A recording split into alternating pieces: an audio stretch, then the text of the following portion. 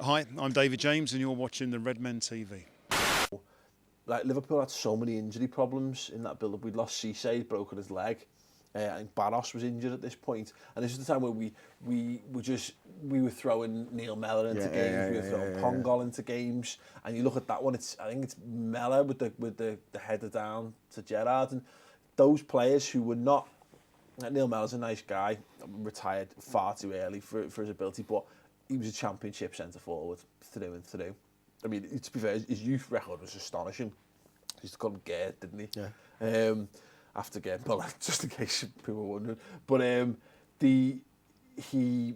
don't think he was never going to be one of the greatest centre forwards ever to play the game. And Pongo had a good career, and he probably maybe should have made a little bit more of it. But these were not like people go on about. You need world class players in your team. That was a period where we had Gerrard, who was world class. We had. That's probably it. That, you know, as an actual world class player, yeah, that was probably it. We had some good. Like Zabby was on his way, wasn't he? Yeah, Zabby was good. Sammy Hippier was probably up there. Jamie Carragher was probably as good as the defenders you're going to get by the end of that season. But the import of players like that, of Pongol and Mellor, so like Mellor scored that goal against Arsenal. You had Pongol was scoring in like the FA Cup. We need that now, don't we? We need those sort of squad players to. We need to look back in a couple of years at the squad players that we've got now and think who helped us along the way, who was one of the reasons, because they all stepped up at the time. You're right, in that season. So I think we could look back favourably on the likes of like Adam Lallana and James Milner, and you can't see it now because you're in the midst of it, but there is going to be times when they do step up and help us out. The problem we've got, I think, is that we can't allow these players just to be who they are, and by that I mean there's so much expectation placed on every player to be the best player in the fucking world that we can't just. There's nothing wrong with being a 7 out of 10 player. Yeah. You know what I mean? If you want to be a successful team, I think everyone's fallen in recent years in footy. It's the way it's gone. I mean, it's the way the media breeds you to be, I guess, is that it's like every team should be a fucking team of Galacticos, and if they're not a team of Galacticos, then they're not good enough. They don't deserve to be on there. Some player, it's like this idea that if you're shit, if you're not the best, if you're not world class at Liverpool's team, then you're shit. Not shit.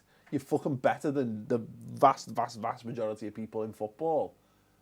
But this is it. I'd love to get to a position at the end of the season because we look back and go, what I thought. We go. He's playing with them fucking. He's drawing player cards again, isn't he? He's drawing kits again in his wet playbook. Where we can get to a point whereby we can celebrate the important roles that these guys had in it without expecting like James Milner to be fucking Steven Gerrard and scoring worldies every week. Well, you're right, and that's the thing. And I think, Aubrey, if you want to say something, just say something, mate. Go on. I was going to say, who are they? Who are what? Go through it. Go through the squad and say then who are those players who. The current squad. Current squad who need to step up and be that. Who need? Well, not step up. I don't think step up. The expectations levels changing on them. Who are they? Preview.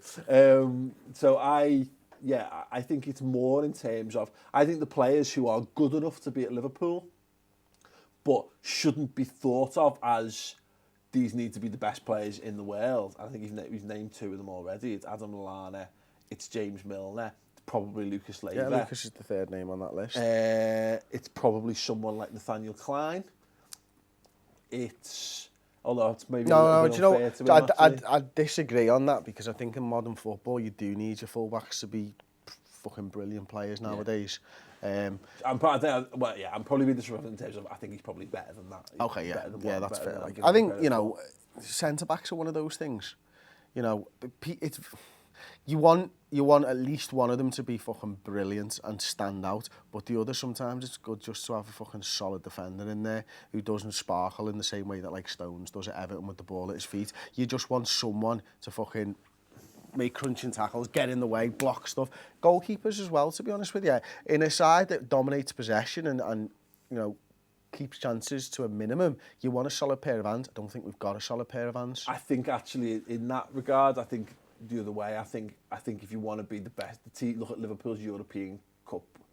I know Dudek sticks out like a fucking sore thumb, but to be fair, like he was just supernaturally good on that night. I don't know whether Mignolet. I wouldn't.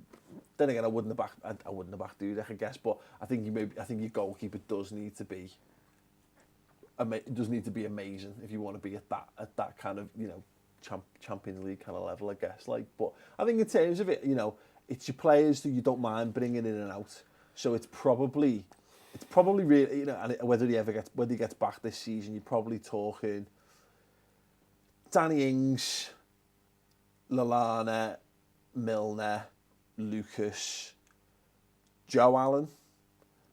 I've got the list of players over there, and then our centre back, so it can be one of Skrtel or Lovren, I'd say, is for the sake of argument on that. And they're players who they come in and they don't stand out. But you don't. Yeah. But you've got no problem with them coming into the side, and they probably score. They score the odd goal. They score the odd important goal. But I say they're not like the players who you build your team around. Yeah, hold exactly. forward. Well, I'd add Origi to that list as well. He needs to come on and score goals in important matches. Yeah. When you need to change things up, those backup strikers become really, really important. Yeah. Or any of the attacking players that you're bringing on. I think you're right. Henderson's too good for that. Lallana's definitely in there. Joe Allen, I probably don't think it's him, to be honest with you. I get it, but I just don't think it's Joe Allen. Yeah. But you need him to be. I just don't think that's. But look at his example but I think he's doing it already. Look at the Southampton game. That ball that he plays through for Sturridge's goal, isn't it? That's what I'm talking about.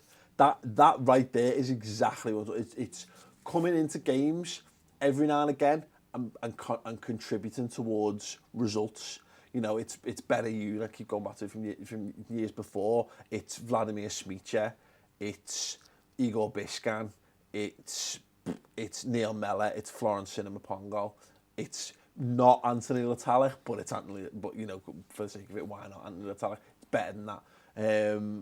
These kind of players who just come in, they probably get 3, 4, maybe 5 goals over a season, and that includes like your League Cups and your FA Cups when they're filling in for players who are your better players who you're giving them week off to. And at the end of the season, you look back and go, sound him. He's never gonna sell out a sportsman's dinner on his own. Yeah. But if he's part of a big part of a winning side, look at that. It's that Istanbul reunion thing that was on. You didn't get to go to it, but how many players there? If you're like Hoshimi and Biscan and Harry Kewell and all this, you're like, you would be like, if we hadn't won the European Cup, you'd be like, fuck off, yous. Fuck off and get off and never let us mention your name again. But you can actually look back on them quite fondly because of the things that they did. So yeah, it's interesting. Also, interesting to know people's thoughts on that. And do we judge too quickly on certain types of players? Whatever. So yeah, we'll go to Twitter. We asked you for some Twitter questions. Paul Lennon at Len LFC asks, when will we learn to create chances against smaller teams who park the bus, and how do we create them? Solutions. I think it's going to be back end of this season, start of next season when we really crack it under Klopp. Okay. I think we can still expect hiccups against teams who park the bus. I think it's a very difficult thing to do in football in general. Yeah. I think the way